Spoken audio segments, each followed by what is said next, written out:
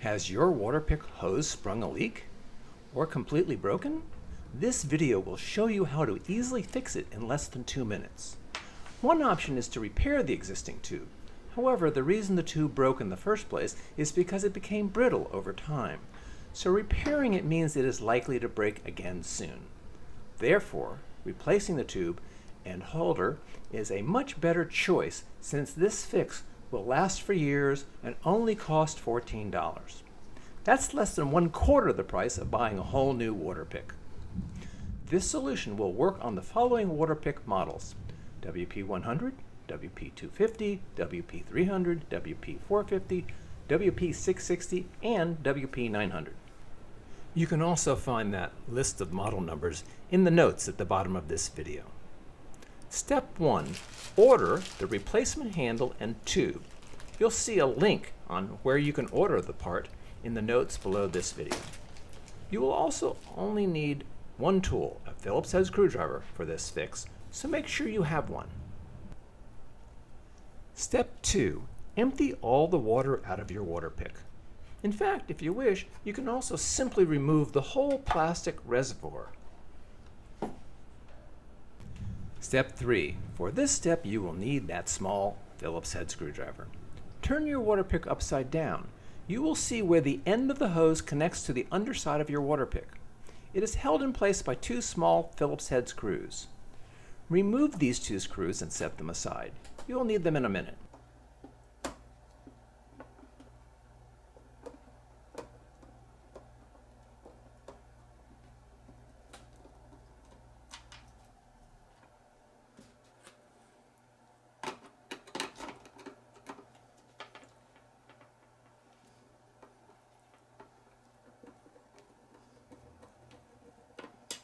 Step 4. Gently pull off the white round connector that was held in place by the 2 screws. Rocking it back and forth as you tug on it will help work it free. Then remove the hose from the recessed channel, holding it in place. Flip your Waterpik right side up and remove the remainder of the hose from the clips inside the hose storage area. The old handle and hose should now be completely free. Step 5. Turn the unit back upside down. Thread the connector end of the new hose through the tunnel from the front hose storage area to the underside. Gently press the connector on the new hose into the place where the old connector was removed.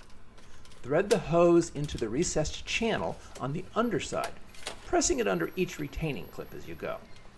Then use the 2 screws removed earlier to fasten down the connector. It's best to alternately tighten each screw, left side then right side, then left side then right side, a little at a time until they are both firmly in place. Do not over tighten, but make certain the connector is seated all the way down. Step 6. Turn your Waterpik right side up and press the hose coming from the underside into the last 2 remaining clips in the hose storage area. That's it. Your Waterpik is now good as new. Plug it in and add some water to the reservoir. Turn it on and make sure it is not leaking underneath where the connector was installed. If so, tighten the 2 screws just a little more. One tip: on my unit, the new hose was flexing out from the hose storage area, which made it a little harder to stow away the hose. So I taped the first loop into place with a piece of packing tape. Eventually, as the hose relaxes, you can remove this pack of tape. Thank you for watching. If you found this video helpful, please hit the thumbs up button and subscribe to my channel.